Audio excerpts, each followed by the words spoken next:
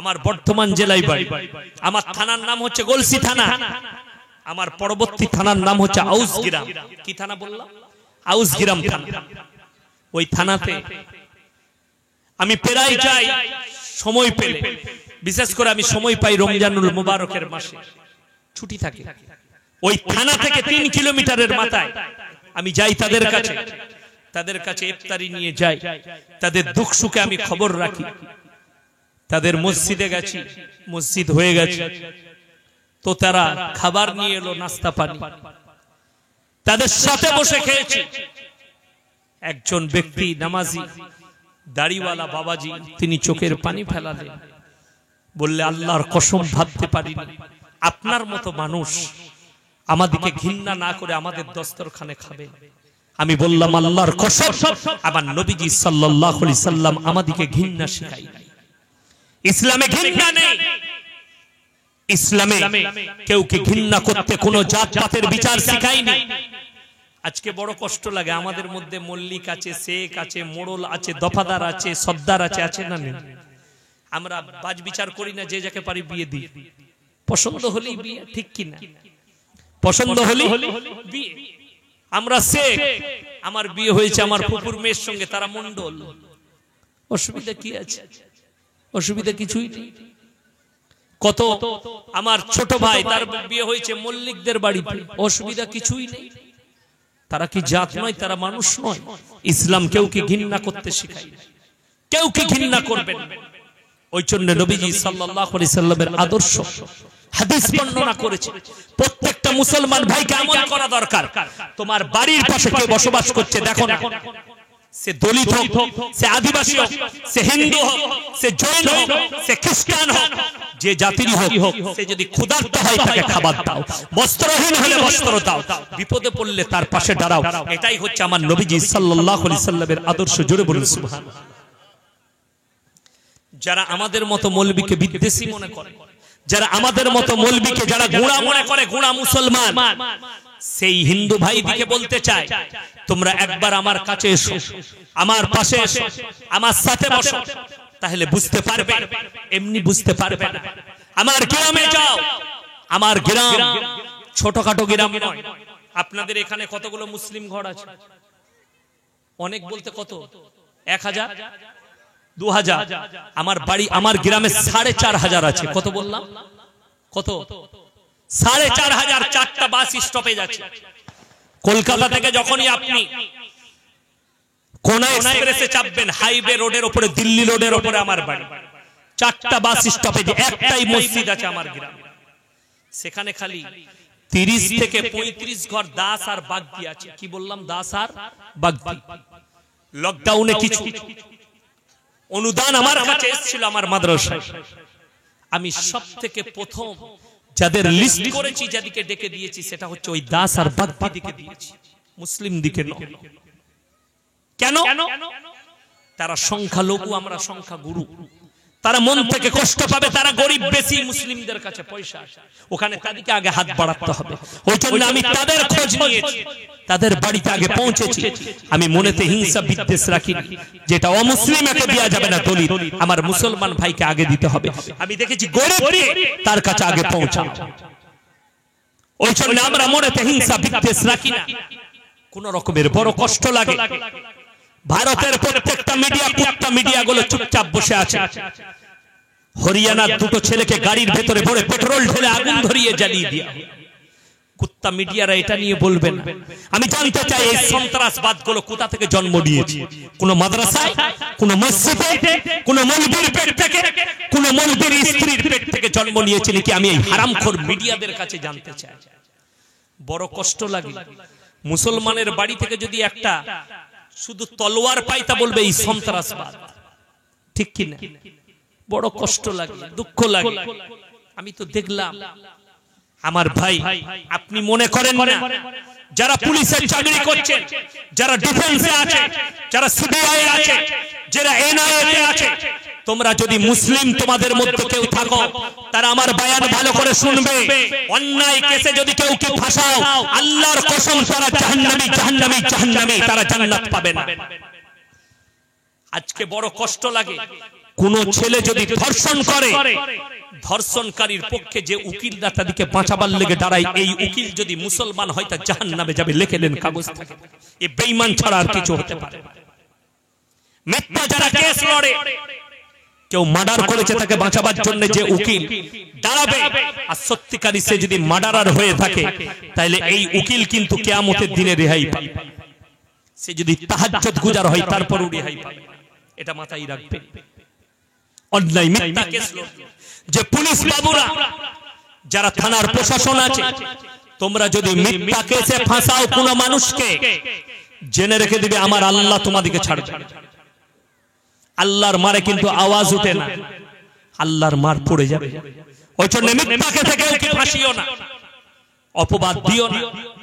বড় কষ্ট লাগে শুনতে পাবেন আমাদের মতো মৌলবীকে কখন ধরে গাঁজা কেস দিয়ে দিয়েছে।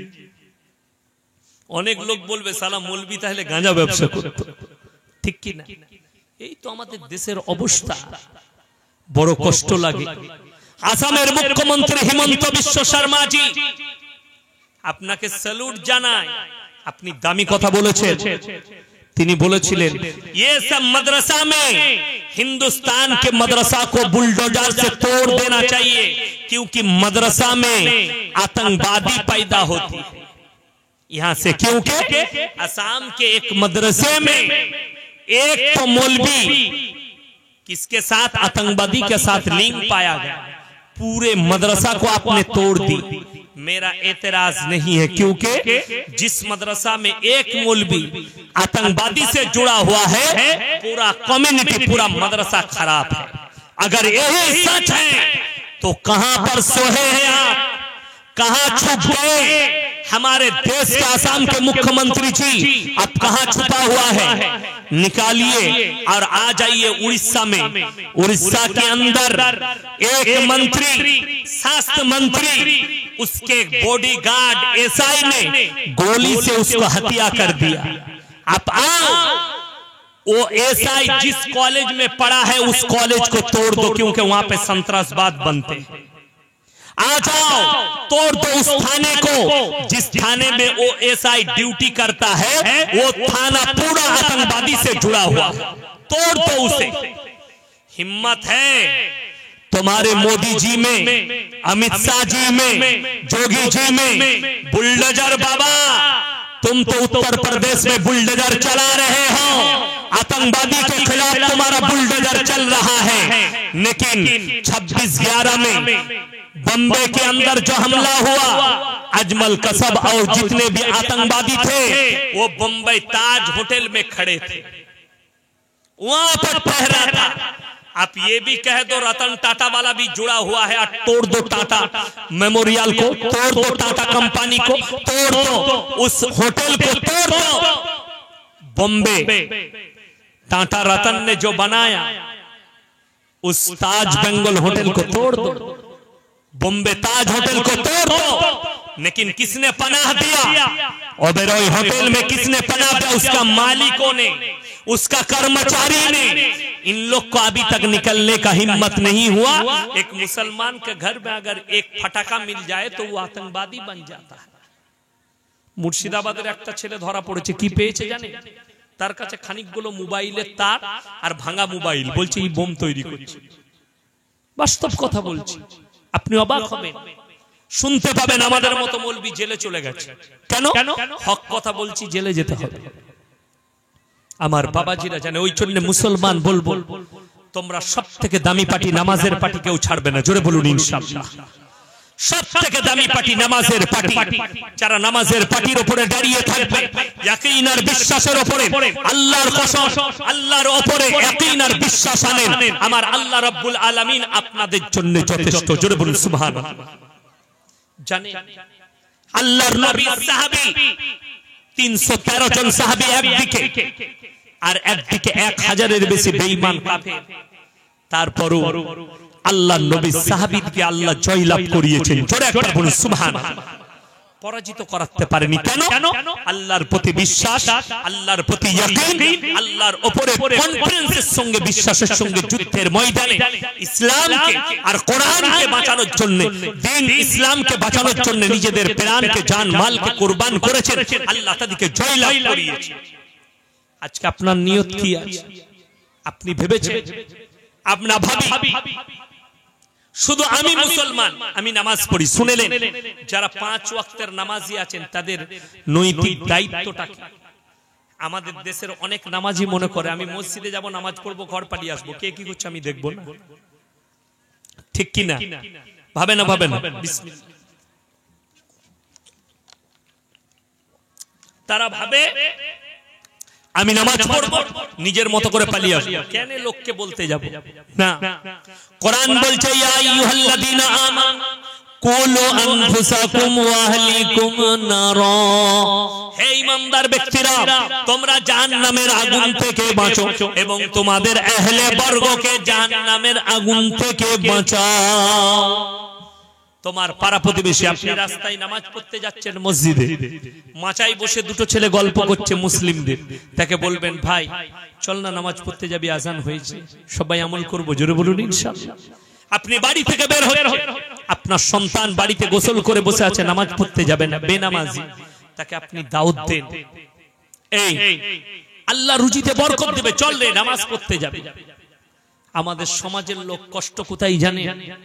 নামাজ পড়ে বরকত চাই না, কোরআন পড়ে বরকত চাইবে না, আল্লাহর কাছে চেয়ে বরকত নিবে না, এরা শর্টকাটে বরকত চাই। কি করে? দোকান করেছে, ব্যবসা করেছে, বরকত নাই বলে চিন্তা নাই। বর্ধমানের হুজুর সাহেব এসে একটা বরকতের তাবিজ দিয়ে যান, হুজুর আমার ব্যবসায় যেন বরকত হয়। ঠিক কি না? আমাদের সমাজের লোক তো তাবিজে বরকত চাইছে, তাবিজে বরকত। তাবিজে যদি বরকত হয়, তাবিজ কার কাছে? হুজুরের কাছে। সব থেকে বড় লোক কে আগে হবে? তুমি না হুজুর? হে কথা বলে না কেন? হুজুর হবে তো আমি কেন 3000 টাকা বেতনে তোমার মসজিদে চাকরি করতে যাব? আমার তো সব কলকাতার দোকানগুলো তো আমাদেরই হতো। মার তাবিজ আর একটা করে টেনে নিলে, বরকত তো আমাদের কাছে, বরকতের তাবিজ তো আমাদের কাছে। মানুষ বুঝে না। আপনি শুনেলেন আমার ভাই, আমাদের লোককে যদি বলি, সমাজের লোককে, বাবা নামাজ পড়ো বরকত দেবে, জুম্মার দিনে গিয়ে দোয়া করছে, আল্লাহ হুজুর বলেছে নামাজ পড়তে বরকত হবে, 3 দিন নামাজ পড়ে দেখবো, যদি বরকত হয় তা ভালো, নাইলে আমি আর পড়বো না। আল্লাহ কি বলবে? তুই মাল কদিন আসিস দেখি, তারপরে দেবো, না হলে দেবো না। তাহলে দোকান উঠে গেল, তুমি আল্লাহকে দেখবে আর আল্লাহ তোমাকে দেখবে না। কোরআন বলছে ওয়ালানাবলুওয়ান্নাকুম বিশাইইম মিনাল খাউফ ওয়াল জুই ওয়া নাকসিম মিনাল আমওয়ালি ওয়াল আনফুসি ওয়াস সামারাত ওয়া বাশশিরিস সাবিরিন আল্লাযীনা ইযা আসাবাতুহুম মুসিবা ক্বালু ইন্না লিল্লাহি ওয়া ইন্না ইলাইহি রাজিউন। হে আমার বিশ্বনবী, পৃথিবীর মানুষকে বলে দাও, ওয়ালানাবলুওয়ান্নাকুম বিশাইইম মিনাল খাউফ, আমি আল্লাহ কখনো ভয় দেখাই তোমাদেরকে রোগ জ্বালা দিয়ে, আপদ বিপদ দিয়ে, তোমাদের খেতি বাড়িতে ক্ষতি করে, তোমাদের মালের ক্ষতি করে, আর আমি আল্লাহ লক্ষ্য করি। ওয়া বাশশিরিস সাবিরিন, কোন আমার বান্দারা সবর করেছে, ধৈর্য ধারণ করেছে, আর যারা ধৈর্য ধারণ করবে তাদের কাছে বিপদ এলে, আল্লাযীনা ইযা আসাবাতুহুম মুসিবা, যখনই তোমাদের কাছে কখনো বিপদ আসবে, তোমরা বলবে ক্বালু ইন্না লিল্লাহি, সবাই পড়ুন আমার সাথে, ক্বালু ইন্না লিল্লাহি ওয়া ইন্না ইলাইহি রাজিউন। ওগো আল্লাহ, আমরা সকলে তোমারই জন্য আর তোমার কাছেই আমাদেরকে প্রত্যাবর্তন করতে হবে। এই দোয়া চাও বিপদ এলে, তা না হলে আল্লাহর শুকর আদায় করো। আল্লাহ আমার দোকানে একটু ব্যবসা খারাপ যাচ্ছে, তুমি ব্যবসা ঠিক করে দাও, আল্লাহর কাছে কাঁদো। মানুষ কামিয়াবির রাস্তা নামাজ পড়ে নয়, তুমি কোন জায়গায় খুঁজছো? তাবিজে, তোমার বেঈমানিতে। আমার আল্লাহ কোরআনে বললেন, সূরায়ে আমার আল্লাহ কোরআনে বললেন 17 পারা শেষ পৃষ্ঠা শেষ রুকু, ইয়া আইয়ুহাল্লাযীনা আমানুল কাউ ওয়াসজুদু ওয়াবুদু রাব্বাকুম ওয়াফআলুল খায়রা লাআল্লাকুম তুফলিহুন। হে আমার বিশ্বনবী বলো, তোমরা আমার কাছে রুকু করো, সিজদা করো, আমি আল্লাহ তোমাদেরকে কামিয়াবির রাস্তা দেখিয়ে দেব। ফজরের সময় উঠো, 2 রাকাত করে করে 4 রাকাত নামাজ আদায় করো আর হালাল রুজির সন্ধানে বেরিয়ে পড়ো। নামাজের পরে আল্লাহকে বলুন, ওগো আল্লাহ, আমরা হালাল রুজির সন্ধানে বেরিয়ে পড়ছি, তুমি আমাদেরকে হালাল রুজির সন্ধান করিয়ে দাও। আল্লাহ ওয়াদা করেছেন, আমি আল্লাহ তোমাদেরকে কামিয়াবির রাস্তা দেবো। জোরে বলুন সুবহানাল্লাহ। কিন্তু বড় কষ্ট লাগে, দুঃখ লাগে, আমরা কামিয়াবির রাস্তা খুঁজে কোথায়? বেঈমানির পথে, মিথ্যার পথে, চুরির পথে, লোকের মেরে নেওয়ার পথে।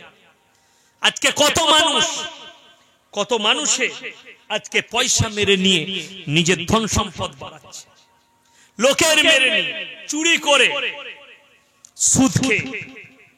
যারা সুদখোর আছে আজকে জানেন বেঈমান কাফেররা আমাদের মুসলমানদের চারিদিকে জাল বিছিয়ে ফেলেছে না ফেলে? আপনার উপরে এমন ভাবে জাল বিছিয়েছে আপনি বেরোতে পারবেন না। কম বেশি প্রত্যেকটা বাড়িতে সুদ ঢুকে গেছে, বন্ধন লোন আর গ্রুপ লোন। আপনাদের এখানে নেই তাই তো? আছে, ঢুকেছে। সব বাড়িকে রেহাই দেয়নি। এটা বেঈমান কাফেরদের মাকড়সার মতো একটা জাল পরিবারকে ঘিরে ফেলছে। আপনারা বলুন, ইমামের, আপনাদের ইমাম সাহেবের বেতন কত? ইমানদারির সঙ্গে ইমাম সাহেব নেই এখানে, কত? 10,000। ইমাম সাহেবের বইয়ের অভাব গেলে ইমাম সাহেব, আপনাদের ইমাম সাহেবের বউ বন্ধন লোন করে তো? গ্রুপ লোন করেছে? ইমামের বইয়ের 5,000 10,000-এ তাদের বরকত হয়ে যাচ্ছে, তাদের সংসার চলে যাচ্ছে। আপনার 20,000-এ অভাব পড়েছে, আপনার বউকে বন্ধন লোন নিতে হচ্ছে, আপনার বউকে গ্রুপ লোন নিতে হচ্ছে। শুনেলেন, সুদ খানে वाला সুদ দেনে वाला উভয়ে পাপী, সুদ লেনে वाला সুদ দেনে वाला দুজনাই সমান পাপী। সুদের সবথেকে নিম্ন স্তরের পাপটা বলে দেই, যারা সুদ খায়, যারা সুদ দেয় আর যারা সুদের পয়সা নেয়, উভয়ে শুনেলেন সবথেকে নিম্ন স্তরের পাপ হচ্ছে নিজের মায়ের সঙ্গে 70 বার ব্যভিচার করার সমান গুনাহ। কতবার বললাম? 70 বার নিজের মায়ের সঙ্গে ব্যভিচার করার সমান গুনাহ। বাঁচবেন, বেঈমান কাফেররা চায়। আপনি বলছেন অল্প পয়সায় আমার সংসার চলবে কি করে, টাকা লাগবে। কথা শুনেলেন, যারা টাকার স্বপ্ন দেখছেন তারা যান একবার প্রেসিডেন্টই জেলে গিয়ে আমাদের পার্থবাবুকে জিজ্ঞেস করে আছেন, স্যার টাকায় কত সুখ? উনি বলে দিবেন। কথা বুঝতে পারেননি? টাকার গদিতে শুয়েছিল, টাকায় গার্লফ্রেন্ড। তা না হলে বুড়ো বয়সে ওরকম ইয়ং মেয়ে পাওয়া যায়? ও তো টাকাতেই পাওয়া যায়, তাই না? ও মেয়েও টাকার জন্য এসেছিল। যাই হোক, আমি ওই প্রসঙ্গে যাব না, আমি রাজনৈতিক বক্তা নয়, খালি আপনাদেরকে ইসলাম বুঝাচ্ছি। কি টাকায় সুখ পাওয়া যায় না? টাকায় যদি সুখ পাওয়া যেত, শুনেলেন সকালবেলায় আপনাদের কাছাকাছি কোনটা আছে? ডায়মন্ড হারবার নাকি কোন শহরটা কাছে? ডায়মন্ড। কলকাতাও বেশি দূর নয়, 40-42 না হলে 45 হবে, তাই তো? এরকমই হবে, 50-এর আশপাশ কলকাতা। সকালবেলায় চলে যাবে। আমি কালকের জলসায় বলেছি, বড় লোকরা ছুটে সুগার কমাবার জন্য আর গরিবরা ছুটে পয়সা ইনকামের জন্য। কথাটা বুঝতে পারেন? সকালবেলায় বলে দিই দুনিয়ার পরিবর্তন কিভাবে ঘটেছে। আজকে মানুষ কোনটাকে কি চোখে দেখছে? যারা পয়সাই মনে করছে সম্মান আছে, তাদেরকে বলে দিই, যারা মনে করেন পয়সা না থাকলে সম্মান নেই, আপনাদেরকে খালি বুঝিয়ে দিয়ে যাচ্ছি, চোখগুলো খুলে দিয়ে যাচ্ছি। আপনাদের, আমাদের কলকাতার, পশ্চিমবঙ্গের কলকাতা টাউনের মেয়র, তিনি হচ্ছেন ববি হাকিম। তার মা যদি মরে যায়, জানাজার নামাজ কে পড়াবে? মদন মিত্র তো নাকি? তবে মমতা ব্যানার্জি পড়াবে না? অভিষেক 6,000-এর মৌলবি পড়াবে, ঠিক কি না? কথা বলে 5,000-এর মৌলবি পড়াবে। তাহলে দাম কার বেশি, ববি হাকিমের না 6,000-এর মৌলবির? জোরে বলুন সুবহানাল্লাহ। টাকায় সম্মান নয়, যারা আল্লাহর রাস্তায় থাকবে। বুখারী শরীফের রওয়ায়েতে আছে, যারা আল্লাহর রাস্তায় থাকবে, যারা দ্বীনের পথে থাকবে, আমি আল্লাহ তাদেরকে মৃত্যুকাল পর্যন্ত ইজ্জতের রুজি দান করব। আমার ভাইরা, অপর হাদিসে নবীজি বর্ণনা করলেন, যারা 5 ওয়াক্তের নামাজি হবে, তাদের রুজিতে আল্লাহ কোনোদিন কমি দিবেন না। জোরে বলুন সুবহানাল্লাহ। আপনি নামাজি হন, আপনি আল্লাহর রাস্তায় চলুন, আপনার মৃত্যুকাল পর্যন্ত আল্লাহ আপনাকে ইজ্জতের রুজি দান করবেন, আপনি ইজ্জতের রুজি পাবেন। আপনারা লক্ষ্য করে দেখুন, আলেম উলামা এদের বেতন বেশি নয়, আল্লাহ কিন্তু এদিকে ইজ্জতের রুজি দেয়, দেয় না দেয় না? আমরা জলসায় গেলে ডাক্তাররা আমাদের হাত ধোয়ায়, মাস্টাররা হাত ধোয়ায়, মন্ত্রীরা হাত ধোয়ায়, এমএলএরা হাত ধোয়ায়। এর থেকে বড় জিনিস আর কিছু আছে? আমি মেদিনীপুরে একটা জলসায় ছিলাম, মেদিনীপুর এক মাদ্রাসার জলসা। মেদিনীপুরের একজন মন্ত্রী, আমাদের রাজ্যসভার মন্ত্রী, এসে হুজুর সালাম আলাইকুম, আমাকে একটু দোয়া দিবেন, আমি এই মাদ্রাসার তালবিলদের লেগে 50,000 দিচ্ছি। তাদের সঙ্গে দেখা করতে গেলে অ্যাপার্টমেন্ট নিতে হয়, তাদের সঙ্গে দেখা করতে গেলে তাদের বডিগার্ডের অ্যাপার্টমেন্ট নিতে হয়, তাদের সঙ্গে মন্ত্রী সবাই দেখা করতে গেলে আমরা আমাদের মতো মৌলবীরাও চান্স পাই না। আল্লাহর কসম, আল্লাহ তাদের মতো মন্ত্রীকে আমাদের হাতটা ধরতে পাঠিয়ে দিয়েছে। সুবহানাল্লাহ। আমরা যাইনি তাদের কাছে, তারা এসেছে আমার স্টেজে। এটাই তো আল্লাহর কৃপা, এটাই তো আল্লাহর দয়া। ওই জন্য হারাম যারা ইনকাম করেন, যারা সন্তানের জন্য হারাম খেতে চান, যারা নিজের ছেলের জন্য টাকা করে মনে করছেন হারাম খেয়ে, সুদ খেয়ে, পয়সা লুটে, লোকের মেরে নিয়ে বড় লোক করব আমার ছেলেকে, তারা কান খুলে শুনেলেন, আপনার যে ছেলেকে বড় লোক করবে সেই ছেলেটা আপনার কতটা কাজে আসবে কিয়ামতের দিনে। সবথেকে ডেঞ্জার জায়গা হচ্ছে কিয়ামতের ময়দান, ঠিক কি না? সবথেকে ডেঞ্জার জায়গা কিয়ামতের ময়দান। এই দুনিয়ার সম্পর্কে আমাল হায়াতুদ দুনিয়া ইল্লা মাতাউল গুরুর, এই দুনিয়া তোমাদের জন্য সম্পূর্ণ ধোঁকা। আমার আল্লাহ কোরআনে বলে, সম্পূর্ণ ধোঁকায় বসে আছে। দুনিয়ার একটা দিন, দুনিয়ার কিয়ামতের একটা দিন দুনিয়ার 50,000 বছরের সমতুল্য হবে। আপনি কিয়ামতের ময়দানে দাঁড়াবেন, হিসাব করুন আপনি কতদিন দাঁড়িয়ে থাকবেন। কিয়ামতের দিনে জমিনটাকে, হাদিসে আছে, আল্লাহ এত তাতাবে এই জমিনটা তামার আকার ধারণ করে নেবে। বেঈমান কাফেরদের মাথার মগজগুলো ভাতের হাঁড়ির মতো টকবক করে ফুটবে, মৃত্যুবরণ করবে না। যে যতটা পাপ করবে ততটা পাসিনায় কিয়ামতের দিনে ডুবে থাকবে।